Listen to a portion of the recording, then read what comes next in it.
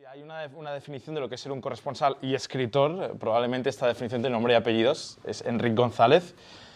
Nuestro invitado de hoy, la presentación ha estado hecha, pero ha estado viviendo durante varios años en Londres, París, Nueva York, Washington, Roma, Jerusalén y Buenos Aires, sobre todo trabajando para el periódico El País, aunque también ha trabajado para muchos otros medios españoles. También es autor de varios libros como Historias de Roma, Historias de Nueva York, Historias del Calcio, Memorias líquidas y Cada mesa un Vietnam, entre otros. Así que la primera pregunta es obligada y se la hago de periquito a periquito, de seguidor del Real Club Deportivo Español. Es ¿qué mal ve al Español este año? Es la peor temporada de todos los tiempos del Español, la peor. Y hay que ser consciente de esto. Difícil viniendo la temporada pasada. Ya, pero es que ahora estamos en segunda. O sea, fatal. Y vamos a hablar de cosas bonitas porque... Bueno, empezamos desde abajo y subimos. Sí, más abajo ya no podemos. Bueno, sí que se puede. Durante muchos años fue corresponsal en Jerusalén para el diario El País desde 2009 hasta 2012, año en el que terminó la operación militar israelí en contra de Gaza. ¿Qué similitudes ve con lo que ocurrió entonces con lo que ocurre ahora? No hay similitud, porque los bombardeos solían ser una rutina y si tenías un poco de suerte te pillaban dentro, porque habías entrado una semana antes y estabas allí. Y era un poco, y digo la palabra juego entre comillas muy grandes, aceptado por las dos partes. Lo que está pasando ahora va más allá. Yo sospecho que la idea es vaciar Gaza y retomarla. Y eso quiere decir echar al menos a 1 millón, quizá 2 millones de personas hacia ninguna parte. Hacia el Sinaí, se supone. Lo que está pasando ahora no tiene precedentes. O sea, podríamos decir que la guerra cíclica de Israel y Palestina durante muchísimos años solo con Gaza, su ciclo está siendo roto ahora mismo por parte de Israel. Sí, porque en realidad Israel nunca ha estado en guerra con los palestinos. Ha estado en guerra con países vecinos, pero los palestinos es que estaban allí. Desde el momento en que Ariel Sharon decide que los judíos abandonen Gaza y se cree esa especie de gueto que luego se convierte en la famosa cárcel a cielo abierto, están creándose un enemigo.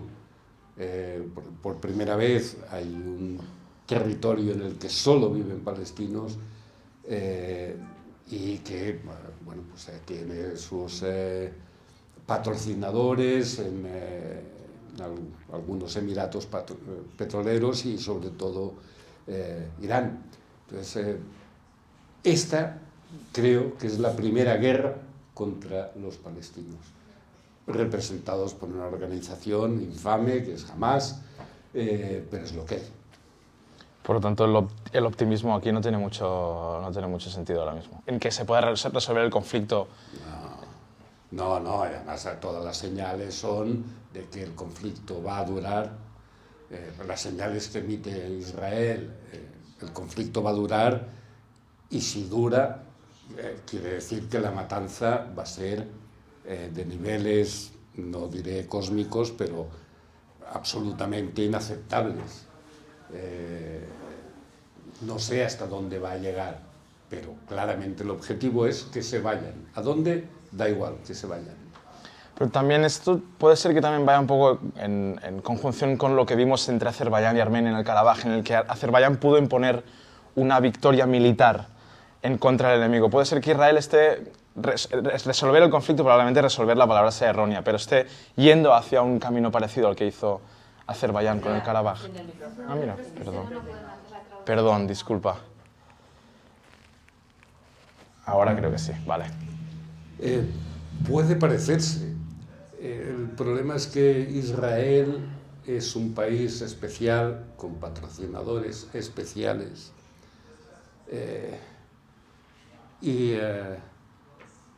Al menos en Occidente, la cuestión de armenios y Nagorno-Karabaj eh, fue vista como algo muy secundario y con raíces antiguas. Esto es distinto. Esto es distinto, afecta a la política de Estados Unidos. Es posible que la próxima elección se decida por esta cuestión, que ocurre tan lejos de Estados Unidos.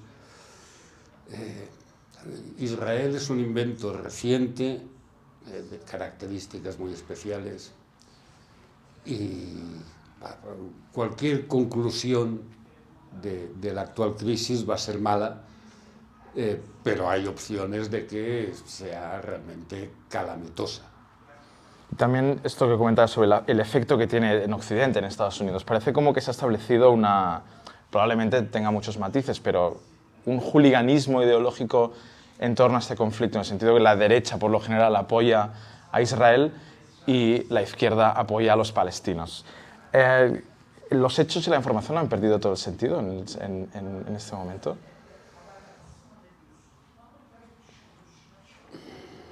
Es como que los hechos ya no reciben mucha más influencia de la opinión que de la información. Ahora es cuando habría que empezar a decir barbaridades.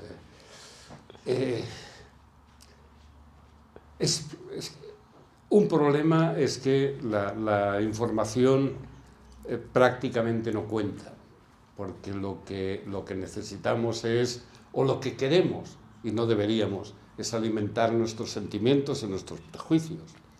Con lo cual preferimos la opinión. Las empresas prefieren también la opinión porque es muy barata. Tener un tío en calzoncillos en su casa escribiendo de lo que no entiende es baratísimo. Por otra parte, es difícil obtener información fidedigna de lo que pasa en ese punto en concreto, aunque hay periodistas decentes.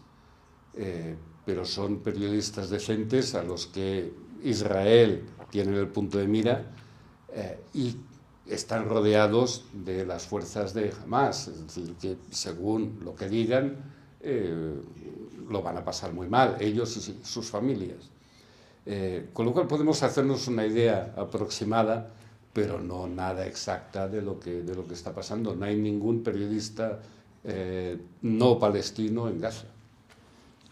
Pero aparte del conflicto entre Israel y Palestina, y el conflicto en Gaza y contra Hamas y Israel, parece que los hechos se han mezclado mucho más con esta opinión. Nadie utiliza hechos para formar sus juicios de valor.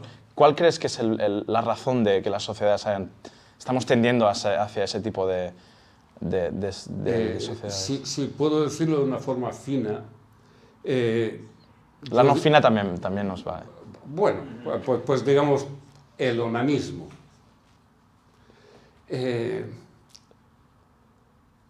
Digamos que los hechos han perdido prácticamente toda su relevancia, incluso cuando son evidentes, cuando los ves en persona, porque si alguien te ofrece una explicación alternativa según la cual esos hechos no están ocurriendo o están ocurriendo por razones completamente distintas a las reales, y eso se ajusta a tus prejuicios, lo compras.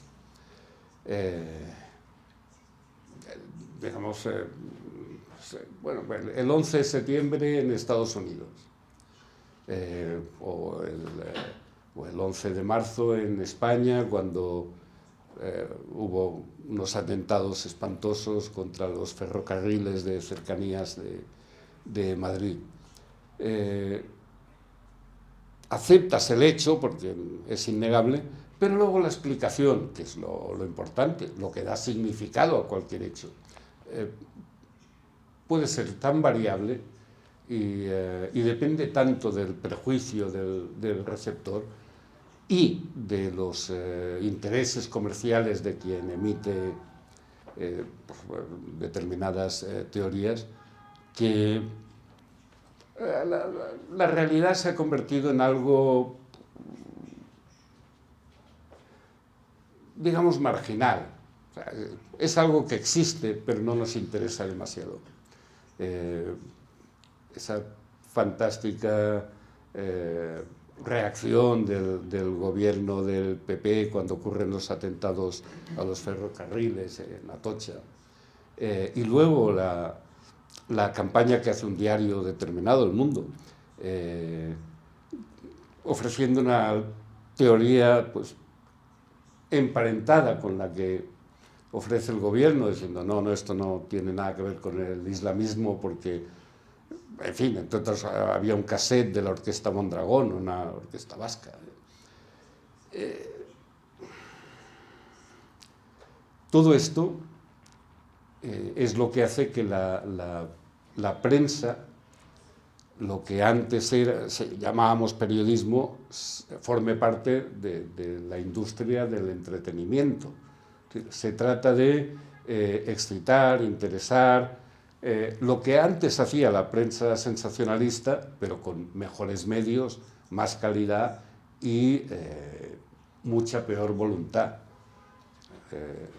Yo recuerdo una frase que en algunos momentos me parece admirable, de un director que tuve, de Pedro J. Ramírez, muchos años director del Mundo, su fundador.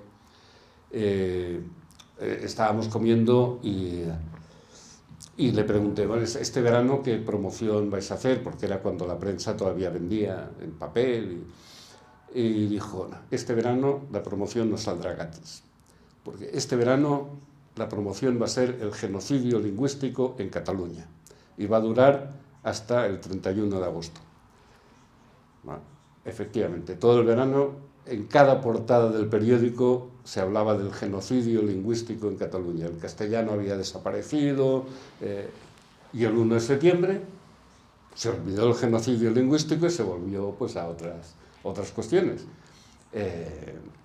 Y esto da una idea de en qué tipo de oficio trabajamos. No es algo nuevo lo que los hechos no sean secundarios. No, pero, no es nuevo, pero cada vez es más,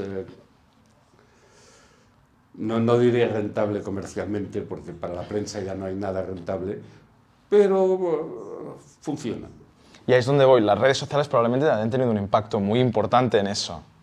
Lo han multiplicado, pero cuando tuvieron la infeliz idea de traerme aquí para que os hiciera perder de mala manera una tarde, ¿de qué vas a hablar? Bueno, ¿quién mató a la prensa? Y pensé, pero a la prensa la mataron antes de Internet.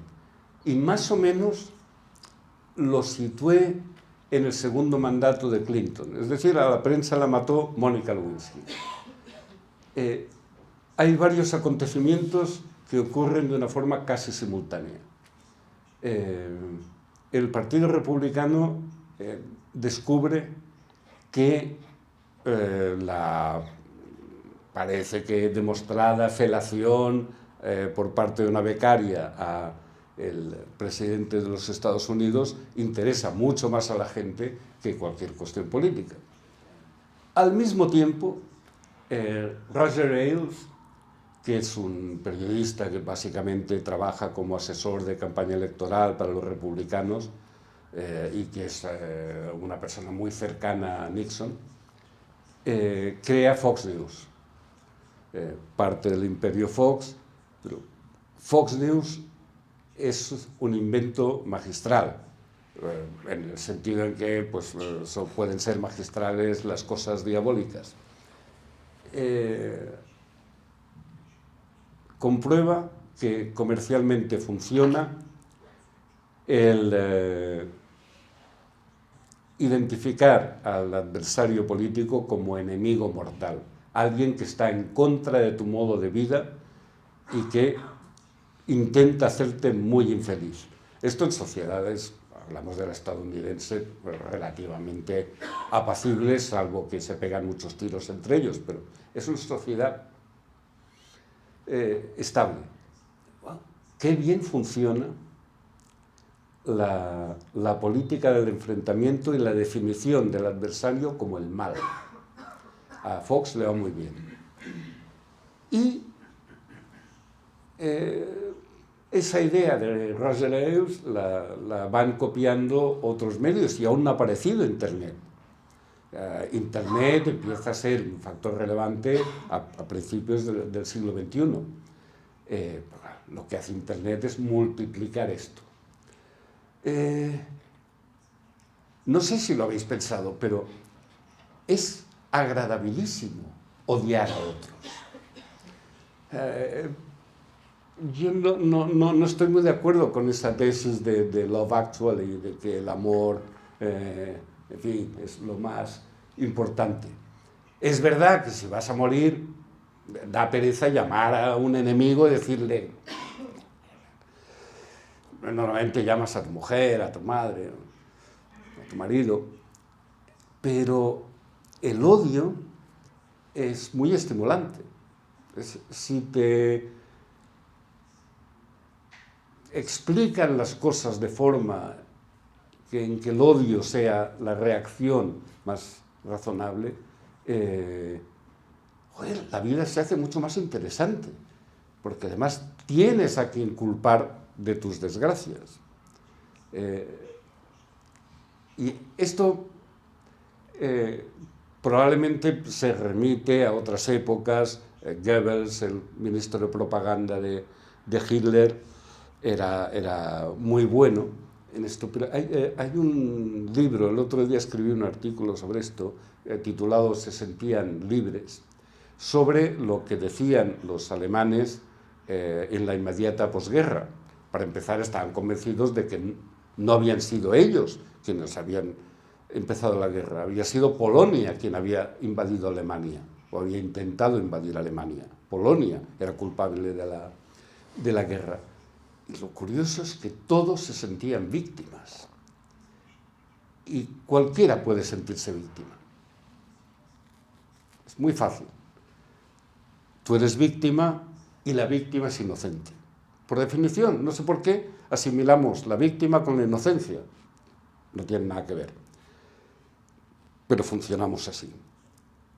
Estos alemanes de posguerra se sentían víctimas de la ocupación, de los polacos, de los bolcheviques, de todo.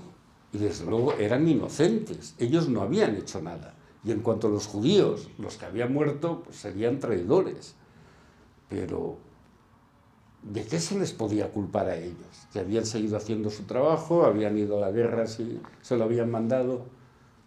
Esta combinación de inocencia propia y por tanto victimización propia y proyección de la maldad hacia otros, comercialmente funciona muy, muy bien, y la política es un comercio. Volviendo un poquito más al periodismo, aunque también, claro, al final los rasgos sociales de una sociedad afectan al periodismo, porque en el fondo no vas a ser la comunicación, cómo se comunican las personas en esta sociedad. Pero ¿qué crees, volviendo a las redes sociales y a la información, a la opinión, ves algunas oportunidades que puedan dar las redes sociales al periodismo, aparte de los riesgos que los acabas de comentar? ¿Y la inteligencia artificial tú crees que puede llegar a tener un impacto muy grande en cómo se hace el periodismo? Yo no digo el periodismo en sí, porque lo va a tener seguro, pero en cómo se ejerce la profesión. Doy por supuesto que cualquier máquina lo hará mejor que los periodistas, porque somos malísimos. Todos. O sea, hay algunos malísimos y otros simplemente malos e incluso tolerables en su mejor momento. Pero lo que estamos haciendo lo puede hacer cualquier máquina. O sea, por supuesto que tendrá influencia. A ti te van a despedir y a mí no, porque estaré jubilado. Pero las cosas son así, ya está la idea. El camino está marcado ya, sí. Esto está hecho. O sea, desde el momento en que consideras que tu cuñado es una fuente de información más fiable que un periódico más o menos respetable, porque el periódico es la voz de las élites, y en cambio tu cuñado ha estado ahí, tu cuñado sabe, no hay nada que hacer, salvo para los medios que funcionan exclusivamente para las élites. Las élites existen, y por tanto, en fin, es fácilmente perceptible que quienes están sobreviviendo son básicamente medios en inglés, con un público pues, de élite, dirigentes políticos, empresarios, intelectuales, etcétera. Son medios que se consumen en todo el mundo o allí donde están permitidos. Y lo otro, pues es la prensa local que, bueno, pues, no tiene por qué pelearse mucho. O sea, su destino es ser prensa gratuita, financiada por la vía de la subvención o del pequeño comercio, y sin otro objetivo que entretener un poco. De hecho, creo que en Madrid ahora se encuentran más diarios en las carnicerías que en los kioscos, que ya no existen. Y es un poco también, aquí en Turquía, por ejemplo, pasa bastante, los medios de comunicación de aquí, sobre todo periódicos y televisiones, ya no tienen corresponsales en el extranjero, apenas los tienen la agencia de noticias, es la única que tiene, y lo único que hacen es, si ocurre algo en un sitio muy en concreto, contactar con algún estudiante o turco que esté allí. Es algo que Turquía probablemente está en la vanguardia, pero en España ya está pasando. Claro, sí, claro que está pasando, en casi todas partes. Sí. Estamos yendo en un mundo mediático en el que la información estará muy concreta en algunos medios como New York Times, Washington Post, y todo lo demás perderemos visiones del mundo. Sí, pero sobre el New York Times, un detalle relevante. El mayor número de suscriptores del New York Times se limita a restaurantes y recetas de cocina. Tampoco hay mucho interés. Es decir, curiosamente lo que antes era el primer cuadernillo en papel del New York Times, el de la política, es el que menos suscriptores tiene. Y creo que eso es señal de algo. Bueno, buscamos entretenimiento, y si entras en una redacción contemporánea, yo soy muchísimo más antiguo de lo que podéis imaginar. Antes las redacciones eran un grupo de gente normalmente pues, con unos problemas etílicos importantes, con mucho humo, muchos gritos. Eran salas de gente viva que discutía y hacía cosas absurdas y cosas que no voy a explicar ahora. Y ahora entro en una redacción y pienso, es idéntica a una granja de gallinas ponedoras. Tienes a todo de chicos delante de pantallas, ordenados en batería, buceando en las redes cosas. ¿Qué cosas? Cosas. ¿No? Parece que allí ha pasado algo y aquí hay unas imágenes que dicen que son de aquello, y hay unos tipos que dicen ser de allí, que explican tal cosa. Bueno, esto nos vale como información. O sea, un corresponsal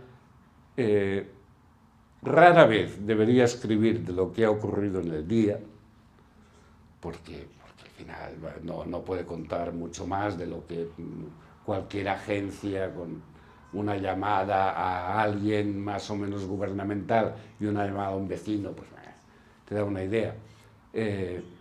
¿No? Los corresponsales deberían hacer productos como los que hace, pues, por ejemplo, el New Yorker. Pero el New Yorker publica cosas que han llevado meses de trabajo. Como económicamente no es viable tener New Yorkers en cualquier parte, el periodismo se ha refugiado en los libros. Es decir, lo que ha pasado realmente tal día lo descubres 2 años después, cuando alguien que ha investigado seriamente lo que pasó te cuenta lo que pasó. Lo otro, bueno, la prensa publica algo no demasiado distinto a lo que podría ser verdad. Pero, digamos, creo que la prensa perdió crédito en cuanto dejó de publicar lo único que era exacto, que era las farmacias de guardia, la programación de los cines y lo que echaban en televisión. De eso más o menos te podías fiar. Ahora esto viene por cualquier parte y lo que publicamos son cosas mucho menos ciertas. Y también a todo esto juega mucho la precarización de la profesión. Al final, un medio no quiere gastarse el dinero en mantener a alguien viviendo en un sitio en concreto durante años o darle el espacio para que pueda trabajar en un reportaje, ya no digamos meses, digamos semanas, o incluso el tener el tiempo para publicar un libro, porque al final publicar un libro tampoco es algo muy rentable. No, eso solo en el mercado anglosajón que Claro. cubre un área del mundo bastante importante. Sí. Pero aún así da la sensación que también existe muy buen periodismo, tanto en España como en el mundo anglosajón. Sí. Hay periodistas excelentes y si están dispuestos a seguir una dieta alimenticia muy, muy severa, pueden acabar publicando un libro por el que cobrarán una miseria y alguien pues les dará una palmadita en la espalda. Esta es la realidad. Si las empresas no ganan dinero, los periodistas no ganan buenos sueldos. Es lo que hay. ¿Y por qué cuesta tanto que un periódico tenga una audiencia lo bastante grande como para ser rentable? Volvemos a la cuestión de Fox News. El lector quiere ver confirmados sus prejuicios. No soporta la menor disidencia en ese periódico que lee. Luego, tienes al público dividido en distintas sectas. El New York Times era mucho más rentable cuando lo podía leer gente de izquierda, derecha, lo mismo que El País, o El Mundo, cuando surgió. O sea, cualquiera que no fuera felipista se sentía felipista, partidario de Felipe González, presidente del gobierno, durante demasiados años. Ese ecumenismo de la prensa que podía permitirle una cierta rentabilidad se ha acabado. Ahora se ha hooliganizado. Sí, pero claro, pero cada hooligan tiene su cosa. Aunque tanto El Mundo como ABC sean, por ejemplo, en España, periódicos de derechas, ABC es lo que se podría llamar conservador y El Mundo tiene el hooliganismo de la presidenta de la Comunidad de Madrid, que es de los más divertidos que hay. Realmente, si no te interesa mucho la realidad, El Mundo es el periódico más divertido de Europa con diferencia. ¿Eso es un halago? No, lo es. Yo lo leo todos los días. Pero no para informarme. Es como cuando vivía en Londres, lo primero que leía era el Sun. Porque las noticias te llegan por ósmosis. Si ha pasado algo grande, no se sabe cómo, pero te enteras al momento, quizá porque te avisa tu cuñado o lo que sea. Pero el factor entretenimiento pues cuenta. Y en cuanto descartas la necesidad de tener una información absolutamente veraz, por ejemplo, yo soy abonado de El País y del Mundo, y me parecía, yo estaba trabajando en El País, me parecía extraordinario que El País no hubiera encontrado en el primer mandato de Pedro Sánchez nada criticable. Coño, joder, es un esfuerzo intelectual, difícil, pero muy, muy meritorio. Y yo conocía a estos intelectuales. Qué bien lo hacen. O sea, pasara lo que pasara, tenía una explicación perfectamente razonable, todo estaba bien, en fin, a la gente le cuesta entender que algunas cosas hay que hacerlas. Todo estaba bien. Bueno, pues te tomas el juego como lo que es, entretenimiento.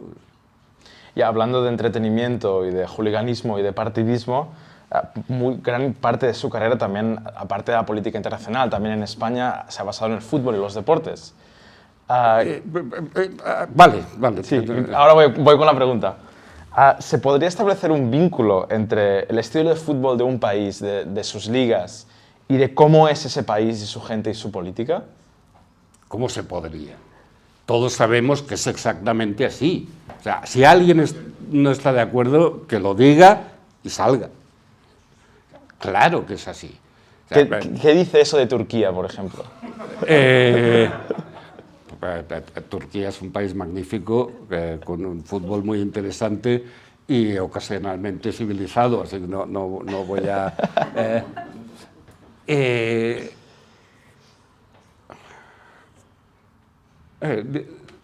digamos, si hay que hablar de Turquía, yo creo que todavía no ha explotado lo suficiente el potencial político del fútbol. En esto, bueno, obviamente los pioneros son Italia y Argentina. En Italia, el fenómeno Berlusconi, que ha cambiado por completo la República Italiana, pues viene del Milan y se pone un nombre completamente futbolístico, Forza Italia, y aparte de que quien paga es la mafia y demás, bueno, pues ahí tienes el fútbol como política, pero lo mismo en Argentina. En cuanto... Ha habido unas elecciones presidenciales, pero de hecho la gente estaba más pendiente de las otras elecciones presidenciales, las de Boca Juniors, tan cruciales que se han suspendido, porque quien manda en Boca Juniors de alguna manera se siente respaldado por la mayoría del país. Y a veces son vasos comunicantes, incluso. Bueno, normalmente lo son, por eso mismo parece... Claro, Macri surge de Boca Juniors, pero ahora parecía que iba a ganar Riquelme, que se identifica con los peronistas. Entonces, ante la posibilidad de que Boca quedara en manos no gorilas, gorilas son los no peronistas, se han suspendido las elecciones. Y eso pues, también indica mucho. Realmente el fútbol, que posiblemente está en el momento más relevante de su historia. O sea, creo que puede vivir una relativa decadencia en las próximas décadas, pero con el fútbol se puede hacer la política que se hace hoy, la de sentimientos. De hecho, gran parte de los discursos de Milei era recuperaremos Argentina como ha ganado el Mundial, la vamos a convertir en la primera potencia del mundo otra vez. Sí. Milei es un personaje un poco esperpéntico, pero no lo es menos que el presidente que acaba de dejar la Casa Rosada. Y desde luego no menos que Carlos Menem, que protagonizó la década de los 90 y al que muchos añoran. Porque si haces trucos con la moneda, puedes hacer rica a la población durante un tiempo. O sea, si tú decides que tu moneda equivale a $1, una lira turca equivale a $1. Y puedes decidirlo y durante un tiempo funciona. De hecho, se hizo. Se hizo. Durante un tiempo corto. El problema es ese. Poco. Claro. Cuando se acaba lo que uno puede vender, ya no hay forma de financiarlo. Claro, o sea, en cuanto tus reservas se han acabado y tu relación con el exterior es deficitaria, pues bueno, llega lo que pasó en Argentina, en caso extremo el corralito y demás. Pero durante un tiempo la gente se siente rica y lo recuerda.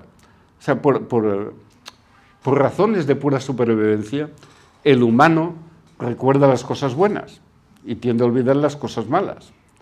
¿Ves cómo funcionamos? Porque si no, las cosas serían aún peor. Y bueno, sí.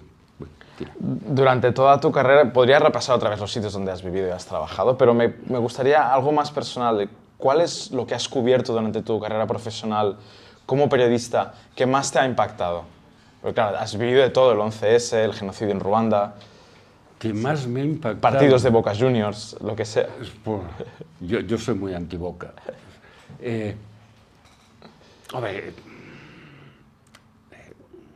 Ruanda, seguramente, porque era un tipo de muerte muy artesanal.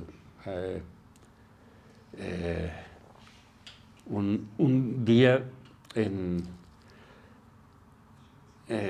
bueno, yo estaba en la frontera con Ruanda, pero del lado de Congo, y pasaba cada día a Ruanda. Y en una encrucijada me encontré con un periodista del diario El Mundo, Javier Espinosa. No nos conocíamos, pero nos saludamos, a él le gusta trabajar solo, a mí me gusta trabajar solo, con lo cual decidimos ir cada uno en una dirección. Pero como íbamos a vernos en los días siguientes, hicimos, es un poco macabro, pero apostamos a ver quién veía en esa jornada más cadáveres, porque había que encontrarlos. O sea, los cadáveres estaban dentro de edificios quemados, dentro de casas particulares, o almacenes, o iglesias. Y en ese día los dos encontramos más de 100 cadáveres. No descubiertos por nadie, o sea, si ya están descubiertos no cuentan. No, era levantar un colchón y encontrar debajo el cadáver de un niño, ir a la parte trasera de una casa y encontrar los cadáveres de una familia. Yo una noche dormí en una cuneta. Esto fue después, cuando los autores del genocidio huían hacia Congo porque habían entrado las milicias tutsis desde Uganda. Me tumbé a dormir en una cuneta. Esto era antes de internet y por tanto yo llevaba en la mochila 20 y tantos kilos de peso, con una parabólica, un transmisor, un ordenador de los antiguos, etcétera. Bueno, pasé la noche en la cuneta. Y a la mañana siguiente, que era poco rato después, al despertar tenía al lado un cadáver muerto de cólera. Los muertos de cólera huelen muy mal. Yo no tengo olfato, no olía nada, pero están completamente deshidratados, todo se les ha ido por los orificios y tienen un aspecto muy desagradable. Y el hombre, que debía estar pasando mucho frío en la agonía, se quedó pegado a mí, yo no me enteré, y se murió pegado a mí. Cuando te despiertas, pues hay un muerto al lado. Estas cosas sigues soñándolas, y como esta hay bastantes, ya no las olvidas nunca. Pues si queréis podemos abrir un turno de preguntas para si quien quiera, alguien tiene alguna duda o algún comentario. No, duda no. Objeciones, sí. Críticas, ataques personales. Que sean más que preguntas, que sean un comentario. Sí, pero sobre el que yo pueda decir algo. Doy el micro para la traducción, porque yo ya he cometido ese error, que no suceda otra vez.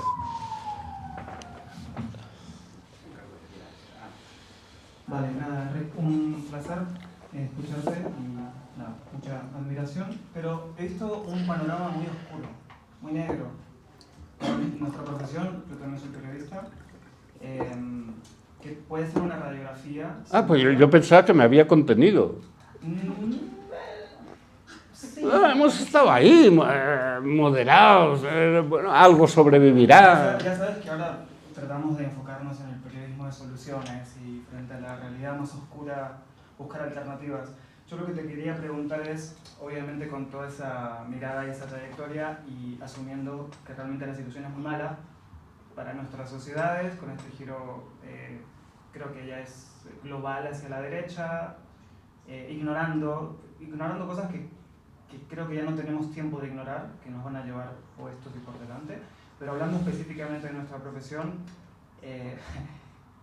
¿qué alternativas tenemos? Antes decías lo de los libros, que luego yo te añadiría los libros esos donde los periodistas se refugian, luego con suerte se convierten quizás en una serie, en una plataforma, quizás en un podcast, pero tratar de ver si hay algún motivo para tener algún cierto halo de esperanza, que si no lo hay no importa, pero por saber... Hombre, ya que me des, si tengo la salida tan fácil... Tú pediste la crítica, digo, ¿dónde nos podríamos afirmar?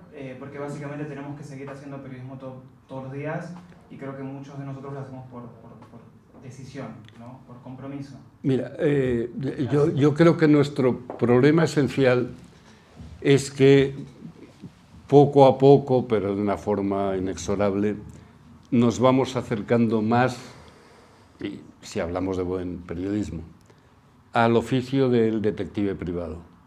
Es decir, el gran público no necesita de nosotros. Y el gran público suele ser la gente oprimida. Quien está interesado en información veraz e inmediata es el poder. Y el poder, desde luego, son cada vez menos los gobiernos. Es la empresa privada del siglo XXI, estas grandes corporaciones tecnológicas, digamos, que parecen de película de James Bond. O sea, yo hace 30 años no habría creído posible que existiera un personaje como Elon Musk. Y existe. Bueno, estos tipos necesitan buena información. Luego mienten lo que quieren, pero ellos necesitan saber la realidad. Y necesitan una cierta prensa. Si eso que consideramos extinguido, pero existe, que es la clase obrera, ahora llamada clase media hambrienta, si toda esta gente leyera el Financial Times, el mundo sería completamente distinto. Pero no es así, el Financial Times lo lee un determinado tipo de gente. Y para contentar a ese tipo de gente, además de dar información precisa y en lo posible exacta, tienes que adoptar un punto de vista. Y ese punto de vista es: las cosas están más o menos bien como están. El punto de vista correcto sería: vamos a quemarlo todo y empezar de cero. Pero no creo que Elon Musk o toda esta gente desee que las cosas cambien. Entonces, el periodismo técnicamente mejor es a la vez el más perverso, porque es el defensor del statu quo, que es el que consume ese periodismo. Pero venga, algo más crudo. Muy optimista no ha sido esa respuesta. Pues yo también la he visto moderada. Sí, yo tengo una pregunta, Enric. Gracias por estar aquí y compartir con nosotros. No, gracias a vosotros, por favor. Vamos a ver. A mí me interesan mucho los medios. Tengo una de esas manías un poco frikis de leer tantos como puedo por la noche cuando estoy deslomado en el sofá. Y no soy periodista, pero sí que creo que en la historia del periodismo hay un hito, ¿no? Que es el Watergate, quizás, ¿no? Como siempre se ha puesto, corrígeme si me equivoco, como ejemplo de investigación modélica, ¿no? A estos dos periodistas, Bernstein y Woodward, creo que se llamaban, que bueno, llevaron a cabo una investigación tremenda y hicieron que al final Nixon dimitiera porque todas sus patrañas y su red de espionaje a la oposición pues había sido puesta al descubierto. Mencionabas antes, digamos como un hito dentro de la degradación del periodismo, el caso de Clinton y Mónica Lewinsky. Entonces, yo quería preguntarte lo siguiente, es una pregunta un poco retorcida, ¿no? Vale, la respuesta va a ser lo más. Venga, tira. ¿Qué pasa en una sociedad para que entre el Watergate y las, ¿cómo diríamos nosotros?, las prácticas atrevidas de la becaria con el presidente del gobierno de los Estados Unidos en su despacho, ¿qué pasa para que el gusto del público evolucione de esa manera en un lapso de apenas 20 años? ¿Qué es lo que tiene que pasar socialmente? ¿Qué ejercicio? Es un ejercicio que se ha hecho desde el poder para idiotizar a la gente en esa dirección. ¿Qué ha ocurrido ahí, crees tú? ¿Cómo interpretas tú desde un punto de vista intelectual esa evolución en el gusto por determinado tipo de periodismo en la sociedad? Es jodida la pregunta, ¿eh? Sí, pero para empezar, yo no creo que el poder tenga que hacer ningún esfuerzo para idiotizarnos. Nos bastamos solos. No hay que gastar un céntimo en eso.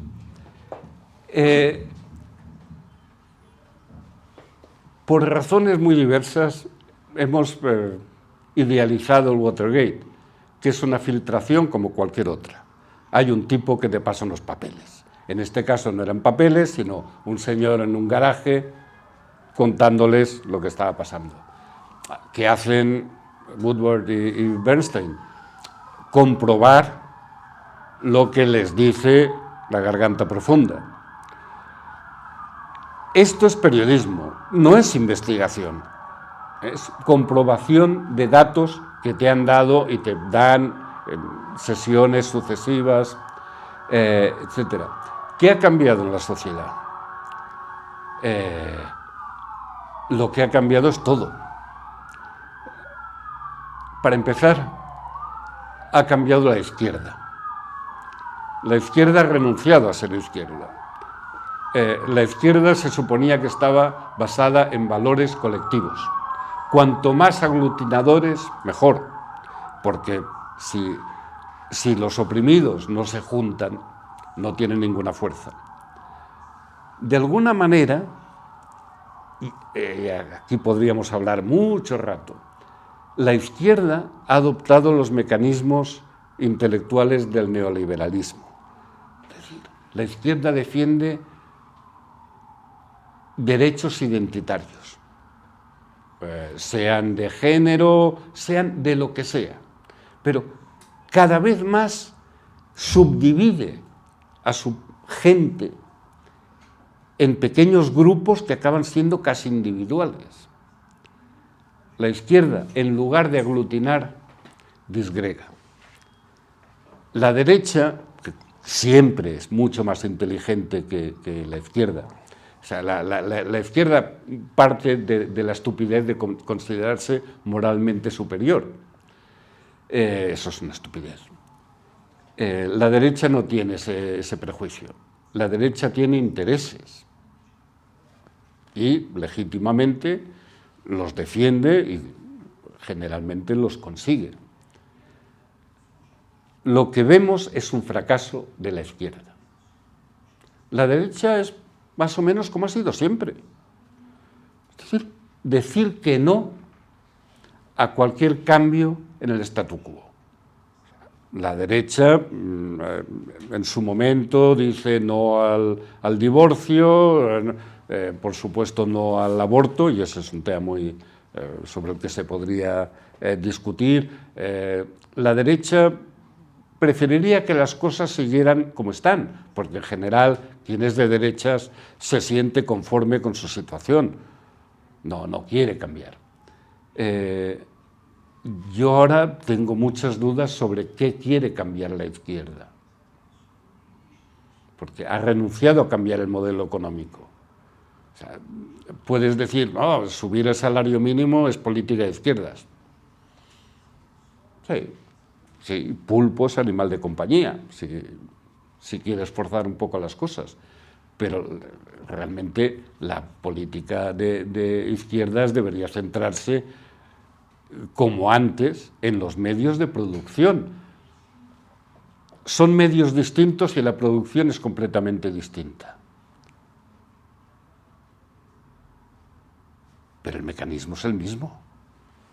Y las redes sociales, por su propio diseño, funcionan como mecanismos de estupidización y de conformidad. O sea, ¿crees que si puedes escribir de forma que potencialmente lo vea toda la humanidad, caca, culo, teta, pis, joder, eres libre?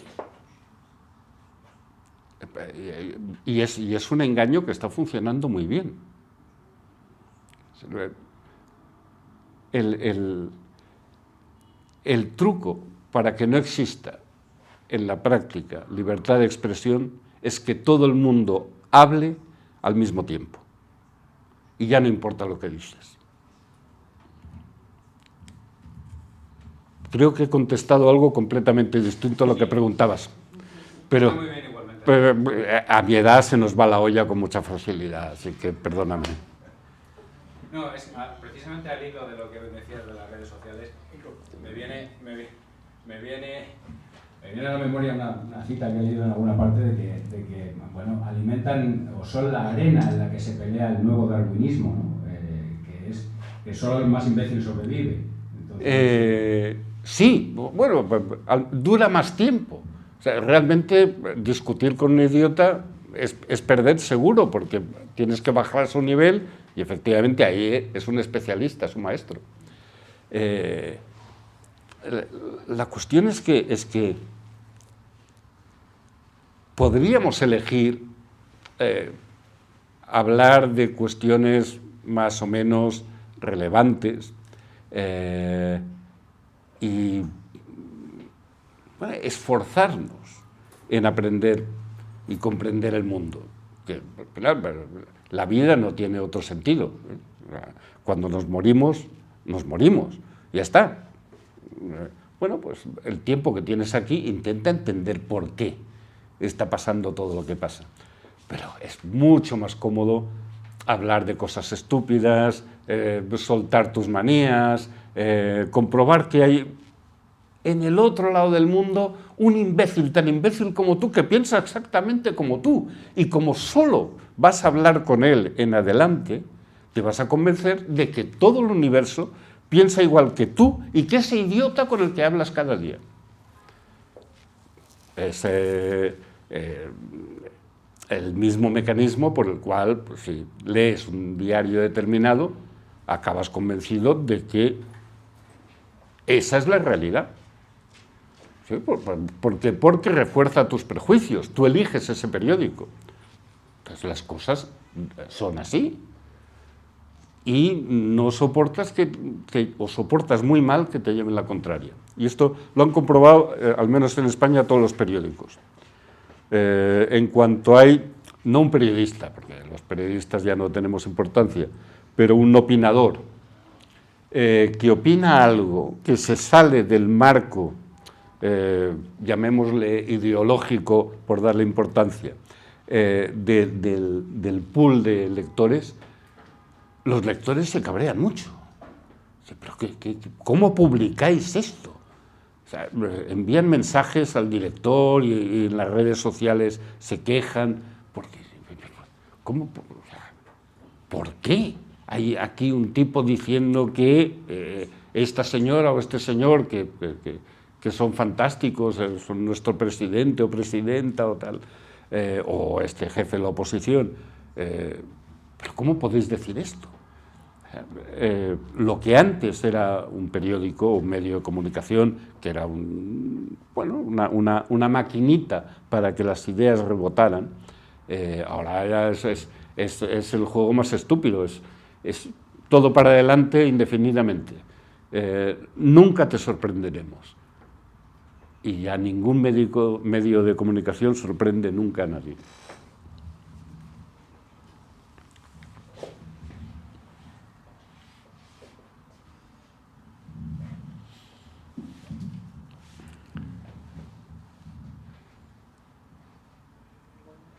Si no hay nada más, podemos... Pues yo, en fin, no soy de los que se quedan, ¿eh? O sea que si hemos acabado, hemos acabado. Voy a hacer una pregunta, no quiero que sea muy repetitiva, pero yo he empezado hace poco a ser periodista aquí a Estambul y algún mensaje optimista para salir un poco más animada de... Segunda oportunidad para dar un mensaje optimista. Pero a ver, esto no tienes que preguntármelo. ¿Por qué estás aquí? Por amor al arte. Bueno, no sé por qué creo en esto, supongo. No, estás aquí porque te diviertes, no te lo pasas bien. Sí, eso sí. Coño, pues no le busques más explicaciones. Eso es como si estuvieras en una fábrica poniendo tornillos. Bueno, hay que hacer esto, pero mientras tanto mi vida no es demasiado aburrida. Pues ya está. O sea, lo que haces no va a cambiar nada. Pero probablemente cambiará tu vida. Joder, pues no está mal. Ya aprendes en el camino, ¿no? Sí, algo aprendes. Y te entretienes. O sea, En general, la prensa tradicionalmente ha tenido una opinión muy elevada de sí misma, sin ninguna razón. Trabajamos para empresas que deberían ganar dinero, no lo ganan, mala suerte. Pero somos empleados de empresas. Y estoy seguro de que según qué hicieras tú, el medio para el que trabajas no lo publicaría. Porque tú eres una pieza en una entidad comercial. Luego cada uno puede creer, y debería hacerlo, en su propia honestidad personal, digamos, en su capacidad intelectual, sea la que sea, pero si piensas, debes saber exactamente dónde estás, lo que haces y para quién lo haces. Y lo sabes. Coño, pues, oye, si hay cosas que no tienen solución, disfruta con las que la tienen.